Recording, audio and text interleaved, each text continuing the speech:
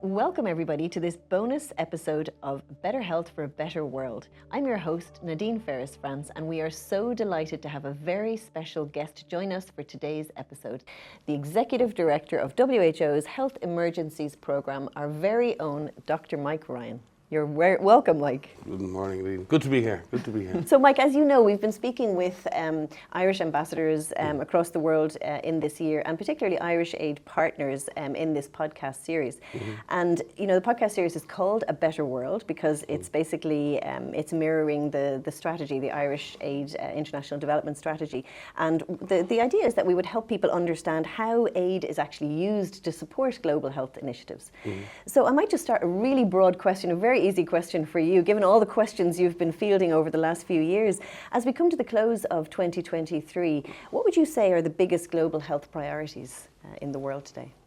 Oh, really, take your pick at this stage. I think for us, and I obviously come to this with a very much a perspective around health emergencies.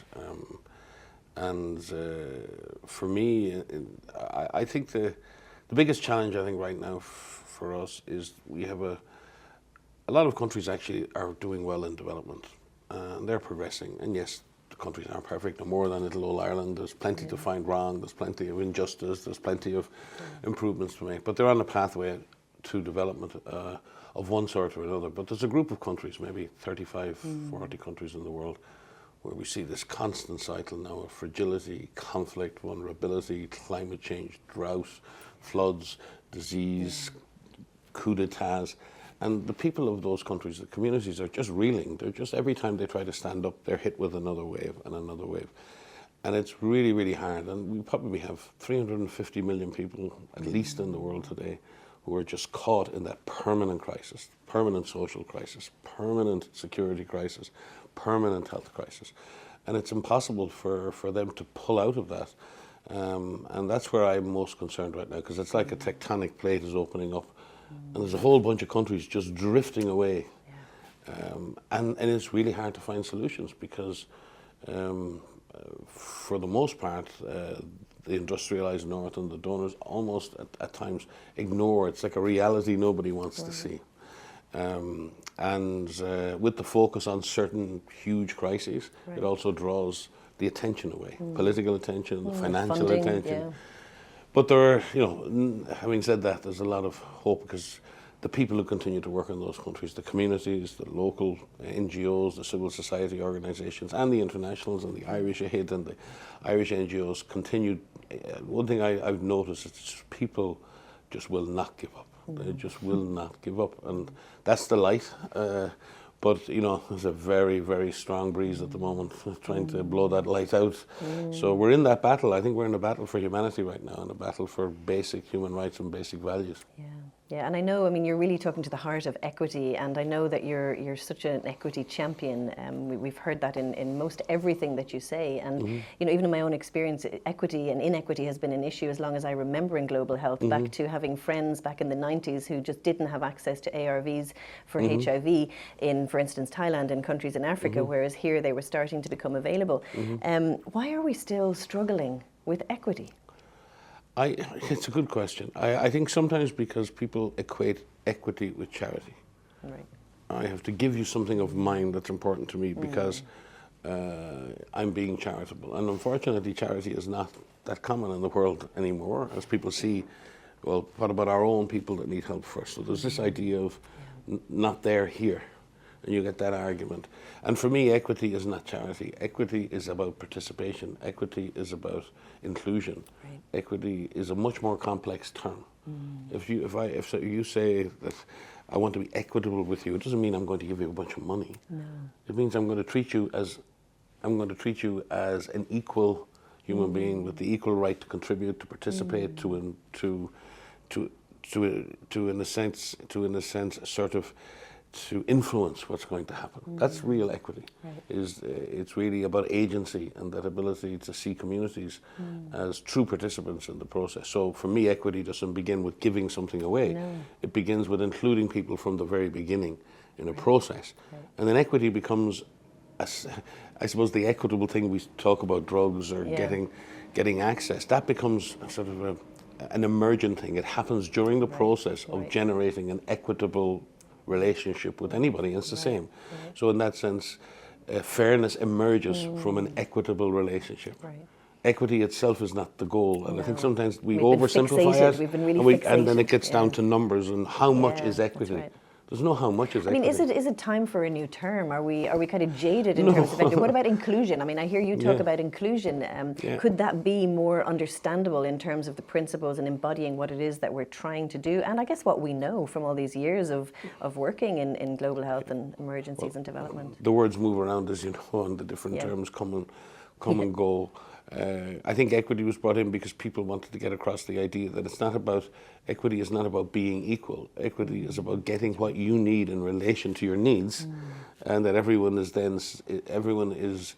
is given according to their need, not to be equal. So it's not that you get 50% and I get 50%. If your needs are greater, you should get 70% and I should get 30%, and vice versa. But I think the word itself has become too political, and it's lost its meaning at community level. You don't hear people in local communities talking about equity. Never. They talk about their voice. No one's listening to us. They don't hear our voice. We have no influence. We don't affect what's happening, or we're victims of what other people decide. That's what you'll hear communities talking about. They're not talking about equity, but they are talking about equity. They know exactly what it means, but they have a different way of describing it, and a much more sophisticated way, in my view, of describing it. So for me, I'm learning that what communities see as equity is what we need to deliver. So it's a much more complex, much more engaged sort of way of looking at it. But it is essential. I mean, it is central to it. I mean, we can break it down, distill it down to the fact that we were extremely inequitable in the way we distributed the benefits of all of the innovation and research that came with COVID, and not just in vaccines, in diagnostics, in drugs, in oxygen, for God's sake, the basics, even in access to healthcare, access to an intensive care bed. It wasn't just about stuff on ships or stuff on planes. There were huge elements of inequity in the COVID-19 response, and I've often said that all it did was really expose a deeper truth in our society. And not only between countries, but within countries. We saw many countries who on the face of it did well. And when you look underneath, you saw people in long-term care facilities, or you saw migrant populations, or you saw homeless populations, or you saw indigenous populations do worse. Do worse because they already were carrying so much risk from poor health for many, many decades and often generations. And then when they did get sick and needed more help than the person next door, they didn't get access. So there was a double whammy.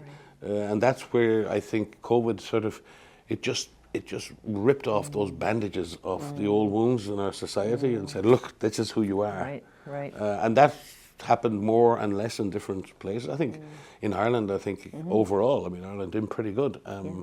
I say that and I'll get criticised for saying that, but when I looked at 194 of our member states and Ireland tried, and no one gets it right. No one gets it perfectly right in an emergency. Anyone who says they managed an emergency perfectly is delusional or lying. Well, I think we really loved, with some of the things you said during COVID. I mean, just fail, but fail fast. That was something that we really adopted as a community here, and it really inspired us, and I'm sure many people around the world, to just try to move and to try things. And I guess you guys in WHO, you're still trying things. You're here in Ireland, I know, with Dr. Tedros and maybe that's around the WHO Pandemic Preparedness Treaty, of which equity is a central feature. Can you say a little bit about that treaty, what it is, and what you would hope will happen with that treaty?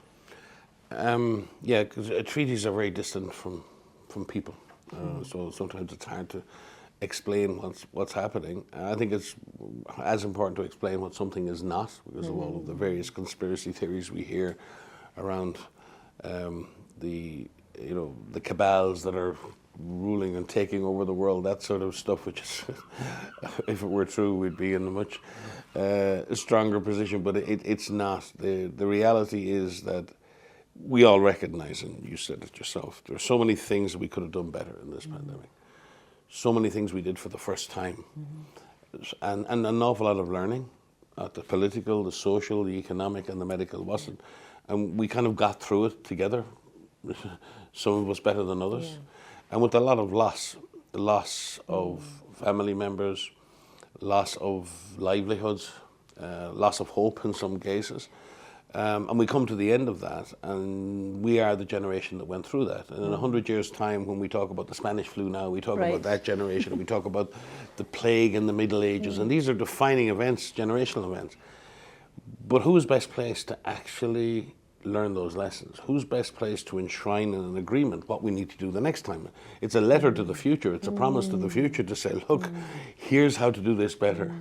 Here's how to better share information. Here's how better to cooperate. Here's how we can better innovate together. Here's how we can be fair when it comes to the distribution of these things. And, you know, the international system is what they call a rules-based system. When Ireland got its provisional Free State independence in 1922, first thing it did was apply to the League of Nations, the fledgling organization at the time. And you think, what are we applying to the League of Nations? But applying to that League of Nations allowed Ireland to assert its independence. Right. So it's strange, it's counterintuitive. So what do? We get independence, and the first thing we do is go over to Geneva and join the League of Nations. And you think, well, we're giving away our sovereignty. No, we were not. We were affirming our sovereignty within a rules-based system. And that's what the treaty is.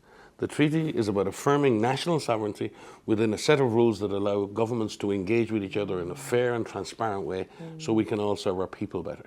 But that's been twisted around into some global world government thing. And you need a healthy debate. Anytime anyone makes law about anything, right? Yeah. It's time for a debate, because our lives are affected by the rules around us. And it's very important that society is involved in a robust, healthy, constructive debate. Questions are good and answers need to come. But unfortunately, increasingly in the world, we're in a world of polemics and a world of extremities and absolutism.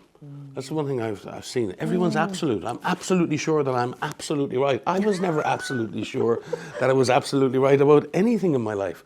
And all of a sudden people have this absolute sense of certainty that they know the answer. Human beings, we're not like that. And I think people have been fed an information diet of extremes. You're with us, you're against us. You're for sovereignty or you're against it completely. You know, and I think that's not a way for society to move forward. People are more complex, communities are more complex. But they've been fed an information diet that I think is very unhealthy at the moment, you know. I love how you describe, you know, when you talk about a treaty, you kind of have this image of, you know, very serious governments sitting around the table, negotiations, and which of course is the reality of these things, but like a letter to the future. So powerful. As a strapline, it's like we can really understand that. You know, if you're writing a letter about what happened and what you would want to do differently, what would you write in the letter? And I think that's very, very powerful. We use the metaphor in Geneva of the, you know, out in the corridor there'll be a fire alarm. It's because in case of emergency, break glass. Yeah. So we said the treaty is behind the glass. So in case of emergency, break the glass and find out, okay, and read it. What are the rules? You know, there's also a saying in Emergencies, and one of my colleagues, Rob Holden, who's just actually received the Individual Achievement Award from Tedros last week after his trip to Gaza. And Rob often says to me, and that's something I've always kept with me, that calm is contagious. And in an emergency, that's what you need to be, is calm. Because every moment that you're not calm, you're not adding anything. And I think that's what the treaty or the accord will bring, is the basic. It'll not go the way it was predicted. No. It'll never be this, but at least you have something down on paper that says we shall. And I think for me, the treaty will have all the legal terms, but for me, if I was spiritually channeling the treaty, it'd be a promise, you know?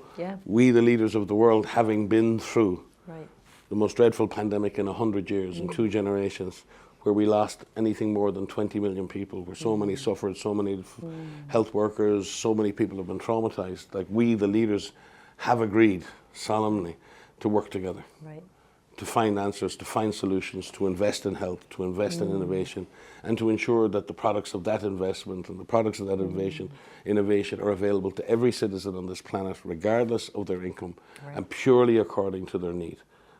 And if you could say that, that's what the treaty is. Well, my question is then, where's give me the pen, where can I sign? Exactly. It's just so clear. The lawyers get involved then. And, you know, it gets complicated. It's like a like marriage divorce. contract. Yeah, exactly, we were thinking the same. But you know, we were talking about emergency preparedness and responses, and that's what the treaty is predominantly about. And that's your, you know, your area of expertise, where you've spent a lot of your life. In this series, in I think there was the 3rd episode, we spoke to Dr. Kabata from the Zambia National Public Health Institute and Dr. Bakiata, the WHO representative, about some of the key challenges faced in emergency preparedness, response, and recovery efforts, particularly in Zambia, and in the context of disease outbreaks such as cholera and polio and measles and of course COVID. And the Irish Embassy in Lusaka directly funds a lot of these efforts. I mean, based on your experiences of previous health emergencies, how does WHO advocate for preparedness in countries like Zambia, where you can kind of help to particularly help mitigate and overcome the challenges and to enhance resilience for the future against the next health crisis? Good question. One for which there are probably many answers. I think the one thing I think we've all seen again in COVID, but in other major health crises, is that we've historically had this top-down view. You know, you have the movies, outbreak, contagion, and the big teams come in from outside and they come to help. And it's all great. It's fantastic for making movies and making public service announcements, but that's not the reality of emergencies. For most people faced by a health emergency, be it from an epidemic or be it from a flood, be it from an earthquake, it's what the local community has that matters. And I think we forget that at times, and particularly in a pandemic, when the pandemic is affecting everywhere at the same time, then communities are essentially on their own. And I think we have to really shift, and I think Ireland is doing that really well, in shifting that paradigm towards community resilience and the ability for communities to be aware of the risks, to understand the risks, to be invested in, so that there's an element of resilience and coping capacity at the local community level that's then supported from outside by the ministry, by NGOs.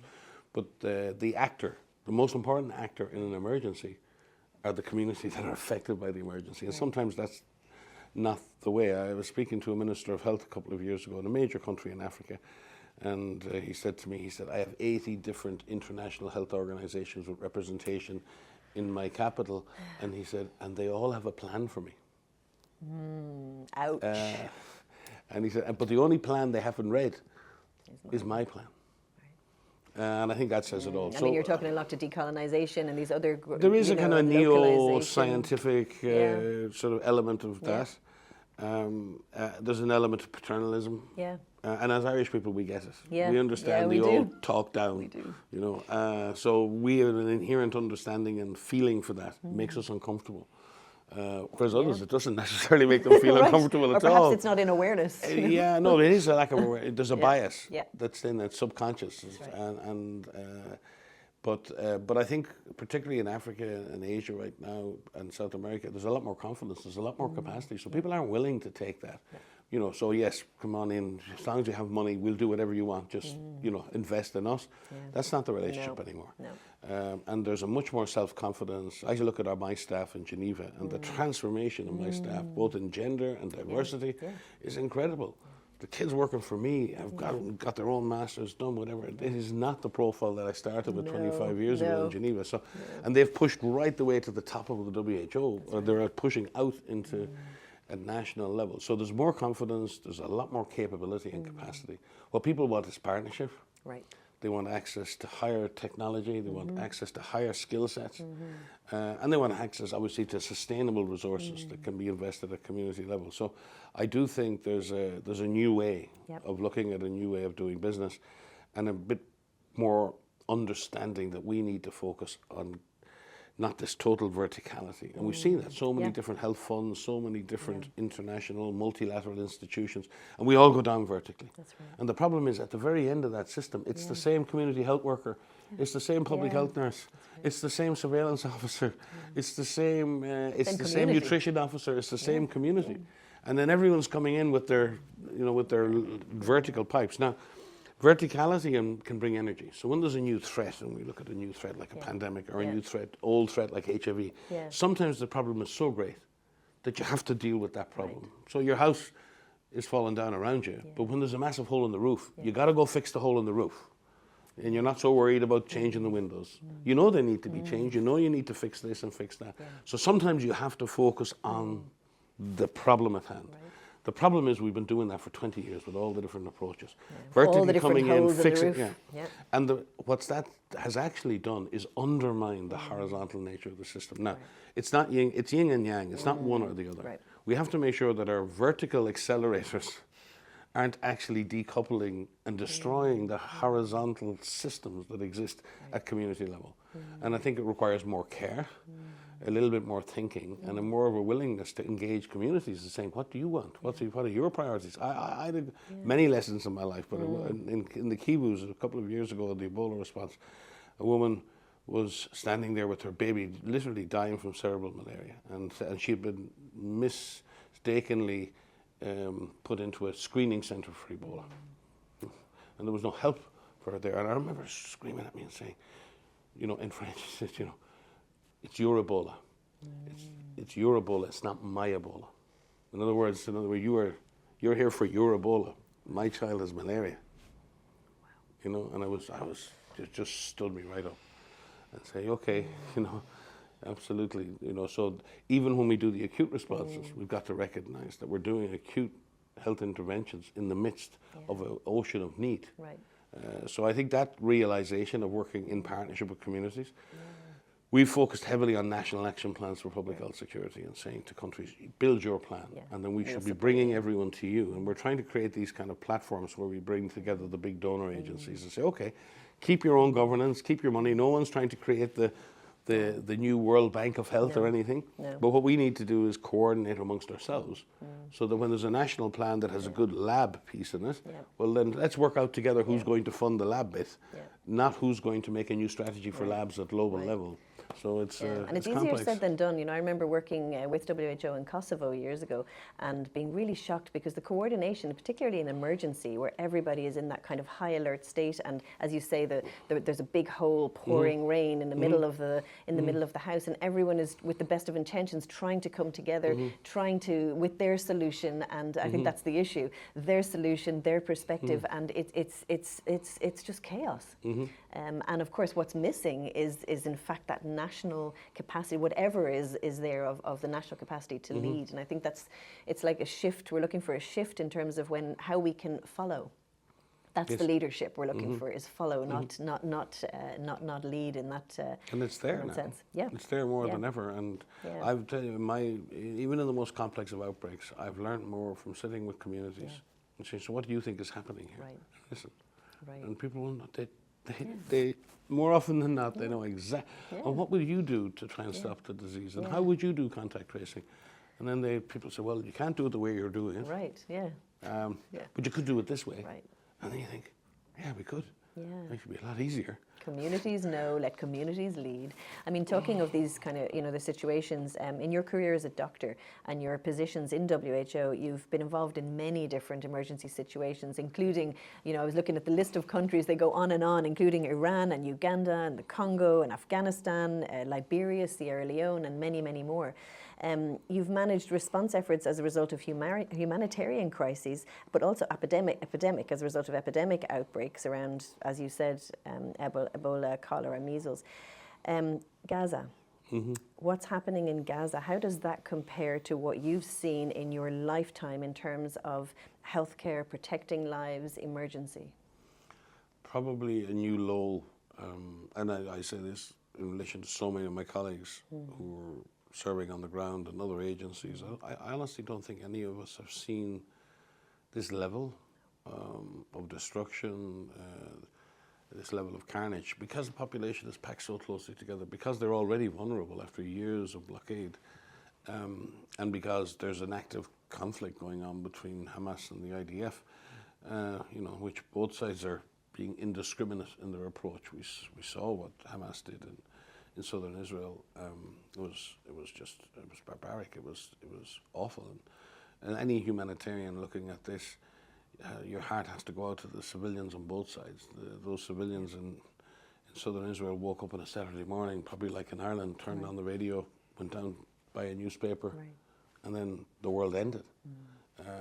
So you can understand the fury and the rage that has completely consumed Israel. And then the taking of hostages to further add insult to that injury. So, it's very hard to look at that and not feel an incredible depth of sympathy and empathy for that. Yeah. But then the response to that has completely exceeded any justifiable response to such an event. So, notwithstanding the horror and that feeling, what we're witnessing on the ground today in Gaza is the systematic degradation and destruction of a health system. There was a proud health system, and if you go around the world, you'll meet Palestinian doctors and nurses and pharmacists everywhere. Yeah. This is a place that has a proud history of science and medicine, and one that has given a lot of health workers to the world and to the Middle East in general and beyond. 20,000 frontline health workers, who are still in Gaza, but the health system has just crumbled around them. And they're just trying to survive. They're just trying to get by. I think as of this morning, I think we had 7 hospitals left out of 36. 36. But 3/4 of all the primary healthcare centres are not functioning. So at the end of the day, that's where people get their diabetes care, their hypertensive care, their prenatal care, where they get followed up in terms of their kidney treatment and dialysis and other things. So that whole layer of the system is gone. And even the 7 hospitals, are they functioning as proper hospitals? We would call them partially functioning. Right. And there's a couple of other hospitals that we call minimally functioning. They're acting as first aid centres or stabilisation centres. Like in the north of Gaza, north of that famous Wadi Gaza line that was called by the IDF before the conflict, I think there were 25 hospitals. So it's a bit like Dublin.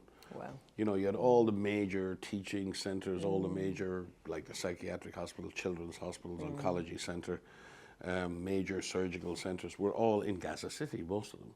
And what's out in the countryside were the more district hospitals. So in the south of the Wadi Gaza line before the crisis, only 3 hospitals had surgical facilities. So now we've packed 2 million people have been pushed south. So the population of the south has trebled or quadrupled. The number of hospitals has been decimated, and even those hospitals that exist don't have the facilities, the surgeries, the ICUs to be able to deal with that. And the healthcare workers presumably as well. And the general health status of people is going down. Right. So 5,500 women give birth about 180 deliveries a day in Gaza. But of that, 15% of those women will need a cesarean section. A quarter of those babies born will be prems. Can you imagine being a prem born to a woman today in Gaza, where no clothes, nothing? I mean, people are, we have 360,000 people with, long-term non-communicable diseases. Before the war, we had 20,000 people needing acute psychiatric care. Can you imagine what that is now with the post-traumatic stress and what these children have seen and witnessed and experienced?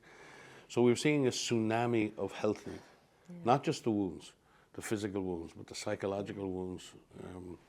And then on top of that, the increasing risk of contagion and epidemics, because so many people are packed into it's very hard to describe the UNRWA schools and others, because they're like 3-4 story buildings around the compound, and people are literally packed in, sometimes 10 times the accommodations capacity, with no latrines, no showers.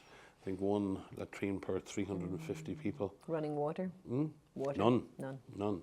Water is bowsered in, or it's in bottles, and you're talking about people having 1 to 2 litres of water per day. That's total. It's not just and we're so far below the severe standards. It's just hard to even imagine. It's hard to comprehend what you're saying in terms of what we know, and yet not being able to respond. And that must feel very powerless for WHO at this particular moment in time. For the NGOs. For WHO and the NGOs. I mean, what can WHO do? All we can do is what we've been doing since the beginning, is continue to call for a ceasefire, an immediate one, because there will be a ceasefire. The fire will cease. The issue is to when. Right. And that needs to be now. Or else things are going to get. People think it'll just get progressively worse, but there's a certain point in an emergency, as you know, things turn south really quickly, and you lose control. And what we see now is horrific. This could be the halfpenny place to what's happening in 3 or 4 weeks' time, and we don't know where that point is when everything turns. So it's it's really important that we get that ceasefire right now, and that also there's an unfortunate trope that the UN and the NGOs are not being effective. The reality is that this is a besieged, encircled country, that the border is entirely controlled. The amount of aid getting across is totally controlled. We're not even at 1 or 2% of what's actually needed. And then the UN is blamed for being ineffective. You know, our colleagues in UNFP and UNICEF, they have incredible capacities with UNRWA to deliver. They've got their major logistics operations. So if they're given the space, they will be able to spread their wings and they will do it. WHO, we're a little bit luckier, but because our target is health and we're focused in on surveillance and supplying specific hospitals in specific locations and rescuing patients, and it's a little, you know, people say, oh, you're doing a great job, WHO, but we're doing we're like the surgeons in this. Whereas our colleagues in UNICEF and in UNRWA and in WFP are having to take care of 2.3 million people at one time. And bombs falling everywhere. So, you know, they have my sympathies and solidarity. We work well. I mean, the great thing is to see how the UN is actually working together, despite all of these pressures, you know. And we won't give up. No, I can see that. I mean, in terms of Ireland, I know that recently Ireland, you know, basically donated 1 million to WHO's response in Gaza. Do you have any thoughts on what else Ireland could or should do? And I think Ireland should be very proud of how Ireland has conducted itself in this crisis, diplomatically, and I think we've been very balanced. I've heard the Taoiseach, I've heard the Taoiseach, I've heard others speak to this issue, because I think it's, as I said in the beginning, it's important to recognise what happened, and recognise that that's such a horrific event that stimulated this part of the conflict. But it's also important to remember the context in which all of that is happening. And Ireland has been there for many, many years and shown solidarity to the people of Palestine. And I think our own history, our own deep DNA history around occupation means that we have a much more fundamental understanding of what that does to the psyche, not just to the body, but to the mind. And you know, it's not just occupied land; it's occupied minds, occupied souls, and freeing oneself from that. So we have a natural affinity, I think, with that. But you know, we've also got natural affinities with the people of Israel. It's just, I think it's very unfortunate to see this, because both two peoples on the earth that I like very much, love the humour, love the music. It speaks to that absolutism that you were talking about as well. It's like you know, you can't have empathy and understand different perspectives. You must come down on one or the other. You know, two ancient and proud cultures, but just in a very difficult place right now, just stuck. So I think Ireland is playing its part by being balanced, being moderate, but not afraid, unflinching in its defence of basic human rights and international humanitarian law. Again, going back to the League of Nations, Ireland as a small nation is protected within, and the same within the European Union. You know, when you're small, it sometimes appears you want to stay away from everybody. But actually, when you're small, sometimes you need to be at the centre of everything, because that's where you can see the threats coming from. You know, so you get to see where everything is. And I think Ireland punches well above its weight internationally in diplomacy, because we're seen as neutral, because we're seen as moderate, tolerant, balanced, these words, and because we put human rights and we put the rule of law, humanitarian law, at the centre of everything we do. You can't go too far wrong when you do that. And it's great to see all shades of political opinion being united. I was looking at the one thing we're united on. Very sad, though, to see all of the tension around migration at the same time. So it's with a little tinge of sort of sadness to see that. But you know, that's another challenge that Ireland has to face now, along with others. You know. Yeah, absolutely. You know, we're talking about conflicts, and we're talking a lot about Gaza at the moment. And of course, I heard you yesterday also talking about all the other countries where these conflicts are continuing. And I was so shocked by something I heard you say yesterday, that the average conflict, it used to be a situation where, you know, international community might come in, support in an emergency phase of a response, and then it would continue. You know, development partners would then support with local capacity to continue. You said yesterday that an average conflict is 17 years long. Did I hear that correctly? Yeah, the average sort of chronic, protracted crisis is now measured in years. Yeah. I mean, if you just count them up, look at Syria, look at Iraq, look at Yemen, look at Somalia. Yeah.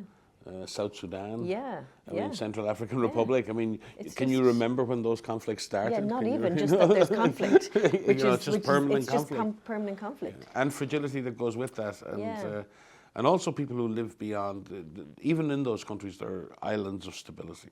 Yes.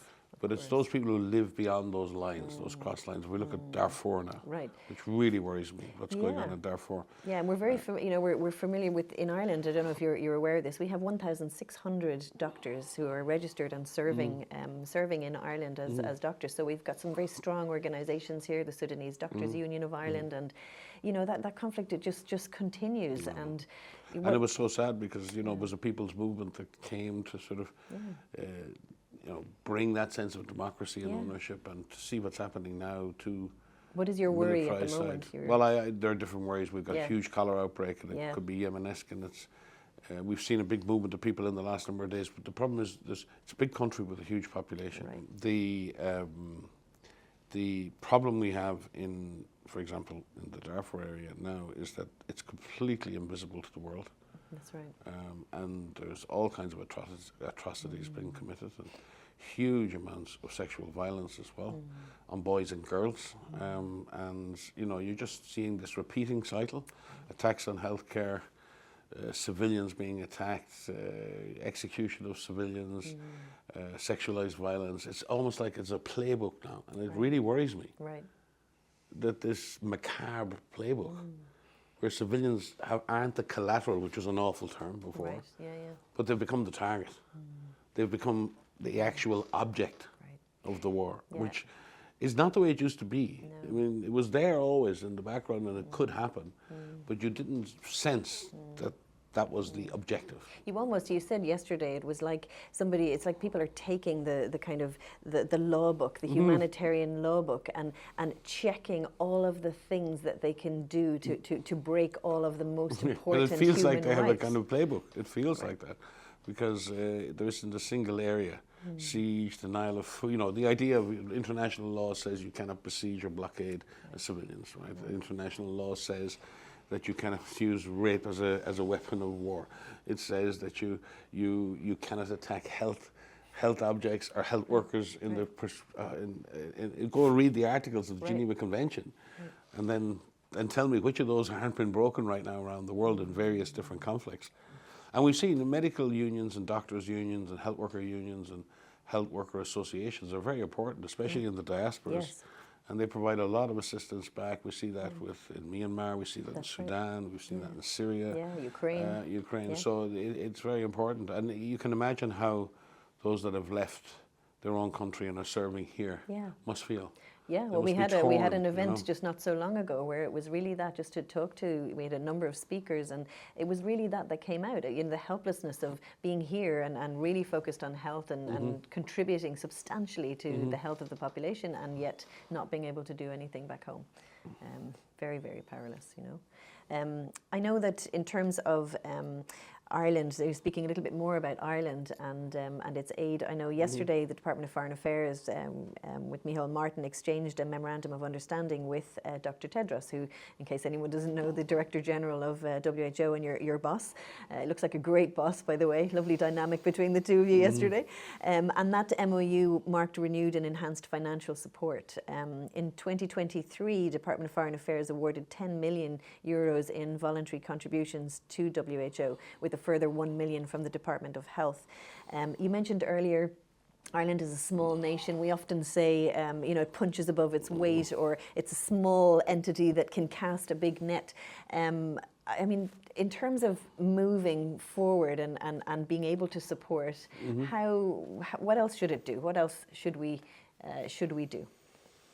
Well, there's so much that Ireland does across the board. I mean, obviously the foreign affairs and the work it does in diplomacy. You've got the peacekeepers and the work they do around the world. We've got the Irish NGOs who are incredible. I mean, meeting the people from Goal yesterday. Yes. It was lovely again. Many of them I hadn't seen in years. And, you know, we have MSF Concern, so many others. I mean, now I have to keep going because otherwise I'll leave some out. Good luck with that. But no, there's a proud history. Yeah. And although I'm not a religious person, but you know, I've met some incredible Irish people of faith abroad too. Absolutely. And many of my colleagues who I work with the WHO will tell me they were educated by Irish nuns. So absolutely. you know, they've had their mark. So there's a tremendous impact beyond the size of our little country. But that sort of strategic investment in different organisations that Ireland makes, and UNICEF and others in the World Food Programme, WHO is really helpful because what it does is, very often what Ireland does is gives small amounts of money by the great scheme of things, but it's flexible funding, and it gives us a lot of flexibility to be able to implement that money. Going back 20 years or more, I remember the Irish ambassador at the time, Donald Denham. Donald's retired now, and he walked in, I think, with a cheque for £50,000 at the time, or whatever it was, and that was to start our continency fund. Which has now become this it's the third biggest contributor to the contingency fund. And we've spent over $400 million in 180 plus different emergencies in the last few years. And that allows me and whoever's sitting in for me today to instantly sign off within minutes if needed on getting money. And that makes a huge difference in the likes of a Ukraine or the likes of this thing in Gaza. So that's where Ireland puts some of its money into some flex. And then it has some particular areas that it invests in, which I think is appropriate. On the really severe malnutrition and clinical feeding programs, and in the area of assistive technology, and increasingly, I think, in areas sexual reproductive health is an area of great interest. And so it has, you know, those areas where that are consistent with its own policy. And then it has a more general investment in the overall WHO program, and then a specific concern or interest in the contingency fund. So it's a very balanced investment, and we'd obviously like to see more. Of course. Always like to see more.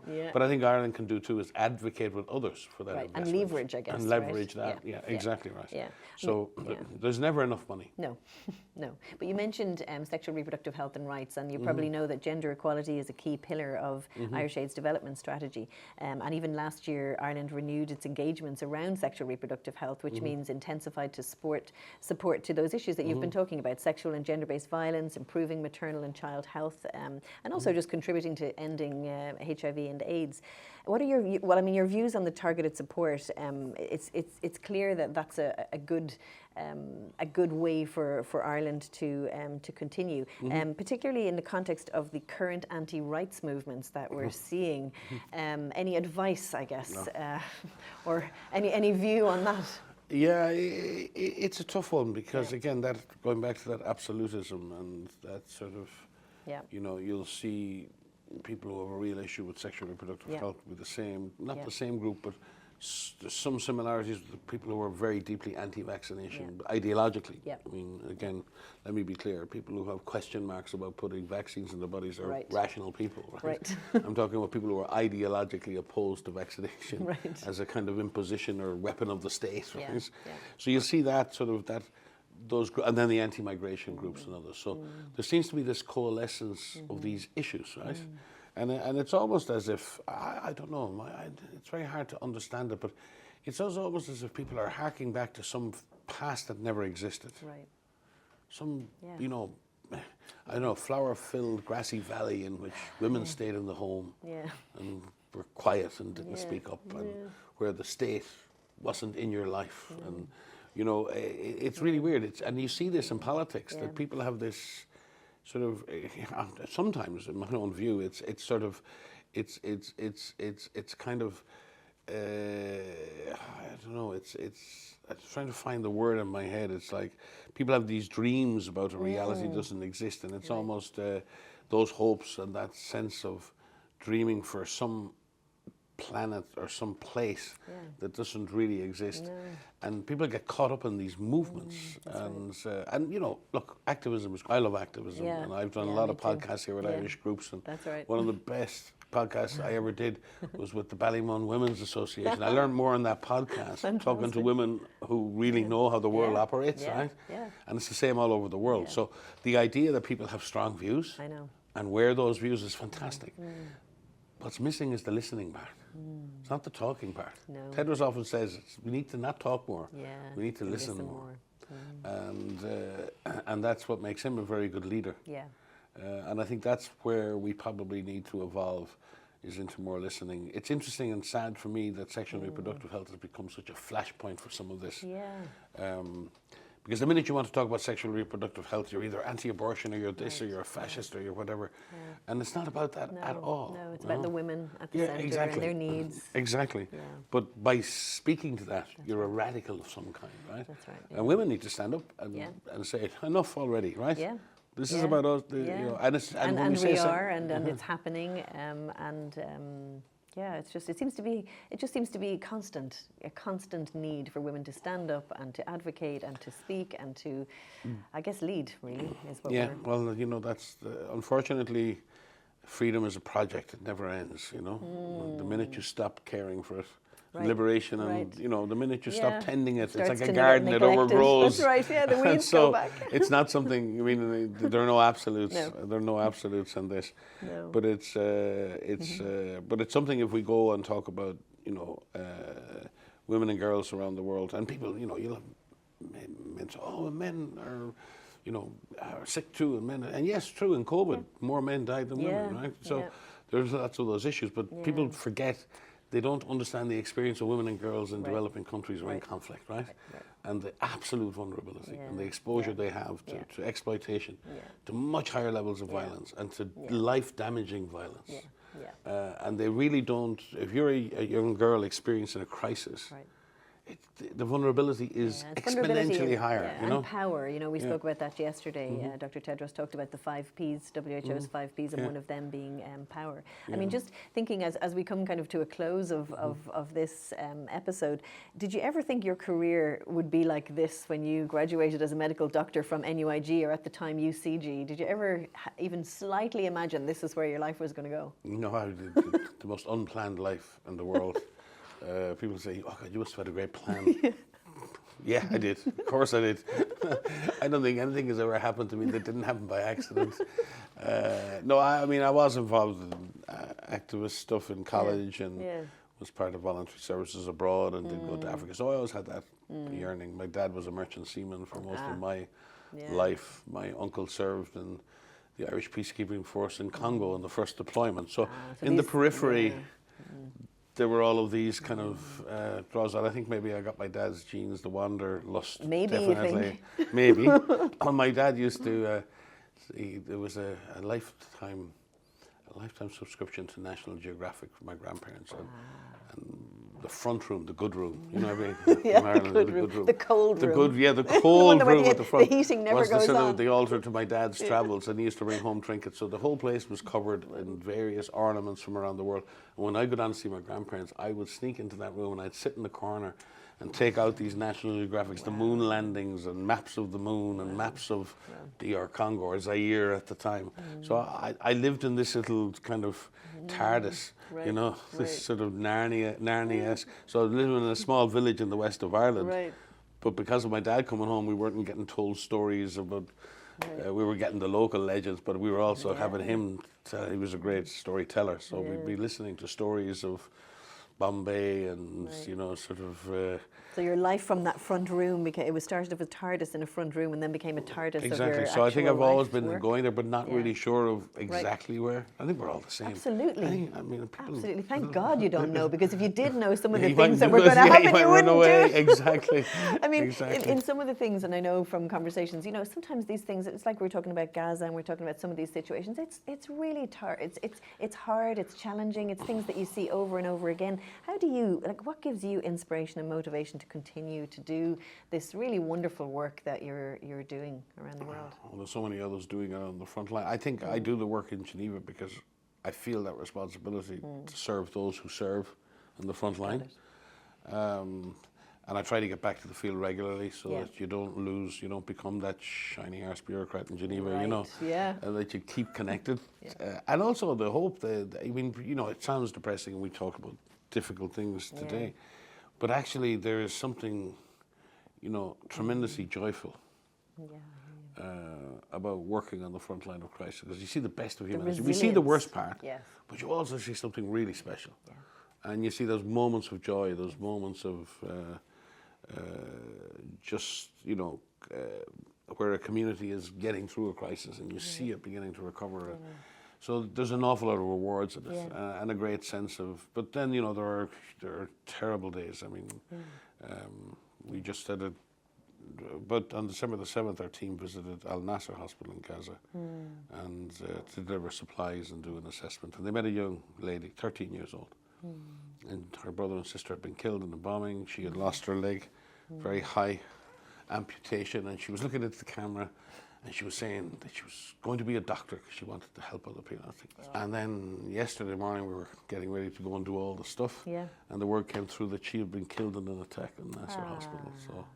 And our staff were, the grown men crying, because there's that little connection you make, because people see you've got, people talk at all these ends, There's 1 million people, 2 million people, 56,000 injured people, 8 billion people on the planet, And then there's 8 million died. And we all, in epidemiology and public health, we've got graphs and curves and tables, and they're numbers.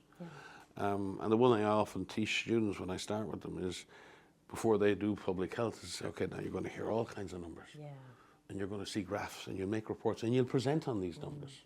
And you'll point to the graphs and say there's 10,000 people dead over here and 20,000 people. So there's only one number you need to remember. That's n equals 1. Right. And if you forget that, the minute you lose contact with n equals 1, the one person you can help, then you need to go back to the field. The minute the numbers stop making human sense to you, you need to go back and actually see what the numbers are. And then you don't lose contact. So for me, n equals 1, and as long as, and then you get a huge, we get so much more out of this than we give.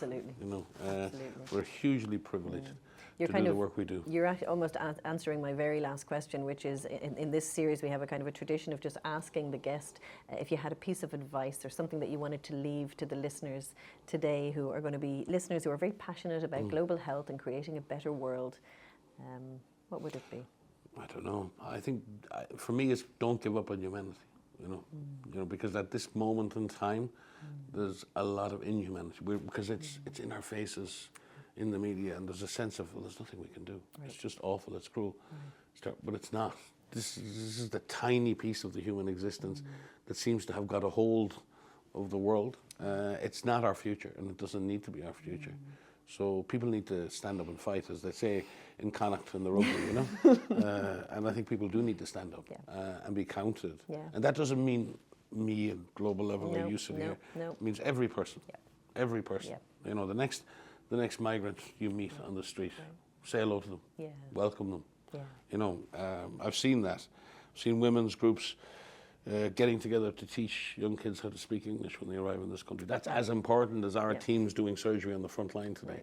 So don't think that humanitarianism begins in some refugee camp in Gaza. No, it begins here. It begins down the street, and it begins in your home, and it begins with, and I think that's everyone in that sense can be part of something that pushes this other part of our human existence, that crueler, baser part of what we are.